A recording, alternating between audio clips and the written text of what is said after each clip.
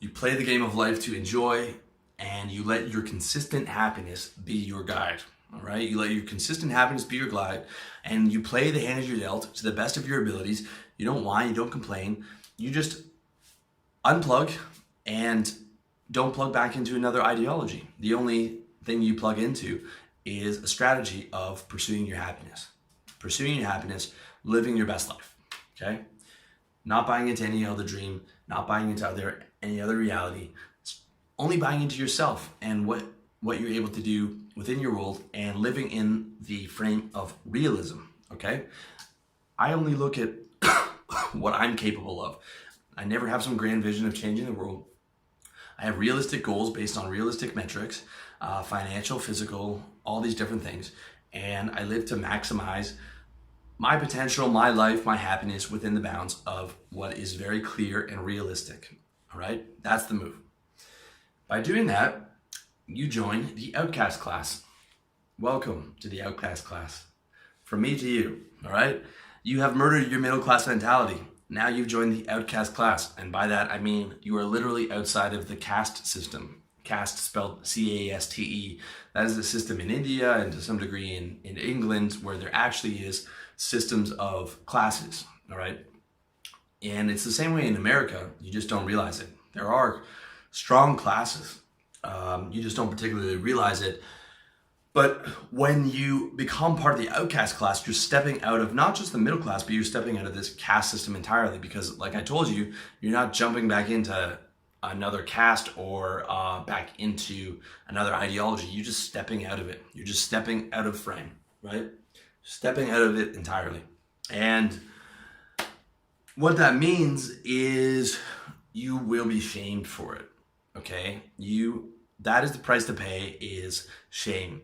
You're not a good boy anymore, all right? You have the balls to live the way that you want, and that means that you are not a good boy because a good boy doesn't have balls, and you will be shamed for it by your family, your friends, and your coworkers. That is, if you still have coworkers and you haven't liberated yourself from having a job. And what you have to do when we're talking about putting all this stuff into practice, okay? We're bringing everything down to the level of practical. What you have to do is you have to eat that, okay? You have to eat it, that's it. You have to eat a bit more shame than the average guy does. But if you're smart about it, you don't have to eat that much more shame. You don't have to bring that much more shame on you, okay? If you're smart, because if you're smart, you don't broadcast. You don't broadcast, I'm red pill. I see this all the time, I'm red pill and fighting with feminists and fighting with your family and fighting with this and that. That's a fucking lower level of game, okay? That's low level game. That's low level game in the game of life. High level game is where you're a fucking chameleon. You can just blend into every social situation. But mentally, you haven't bought in because you're just like, well, I'm going to take the path of least resistance. I'm stuck in the social situation, so I might as well charm everybody in the room. And I'm not going to talk about some red pill shit because these people aren't going to understand what the fuck I'm talking about, okay? You're a higher level of player. You're not just broadcasting the truth because you think that you're smarter than everyone else now. That's a stupid way to go about it, all right? You keep it quiet. The only reason you see me out here broadcasting this stuff is because I've made it my business and I'm all in on my business. And that's the only reason you see me doing this publicly. Otherwise, you would have never heard from me. I would have never been on message boards or forums unless it was part of my business, because there would be no fucking point in that, all right? The smart move is to be a chameleon in the system, because people do not want the truth. They do not want you kicking down the pillars of their middle class value system, house and family and debt and monogamy, and you're kicking all that stuff down. They are going to attack you and they're going to shoot the messenger. And the more true your words are and the more your words hit home, the more they are going to resist that and the more they are going to attack you, okay?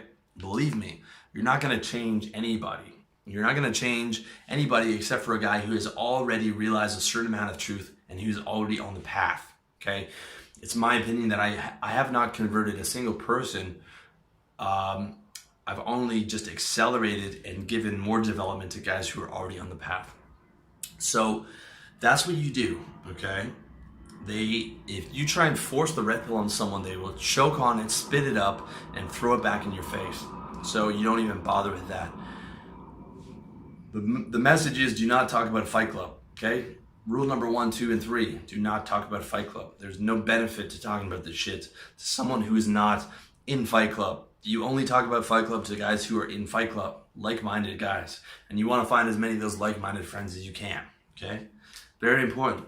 And you want to actively remove people who are in your way, whether that's family, whether that's colleagues, especially colleagues, okay? You want to remove yourself from that system as much as possible, because when you're working a job 50 hours a week, it's very hard to unplug from that matrix when you're just being bombarded by your colleagues and their fucking retarded interests and conversations about shit that you're not interested in, and that's fucking they've just been taught to think by the TV. Okay, so you want to liberate yourself from that. You want to remove yourself from like really negative family members. Okay, like of course you still owe your mom and your dad for raising you, and you still want to have a relationship with them, but like the more negative family members, especially if they're like extended family, you can just quietly stop seeing them.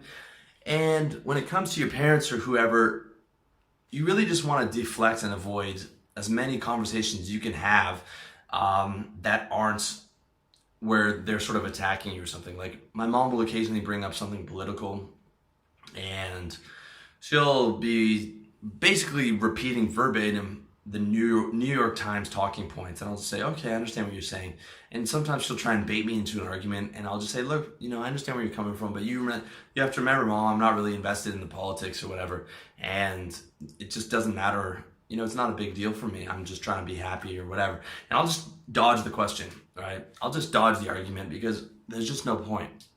There's no point having those arguments. There's no point bringing any more shame on yourself than is necessary. And you really want to be smart about this, okay? A player in the game of life does not just broadcast stuff because it's the truth, does not just shit something out of his mouth. That's low-level game. The highest level game is to be able to understand everything and to internalize it, and to only to say the smart thing and the right thing at the right time, depending on who you're talking to, okay?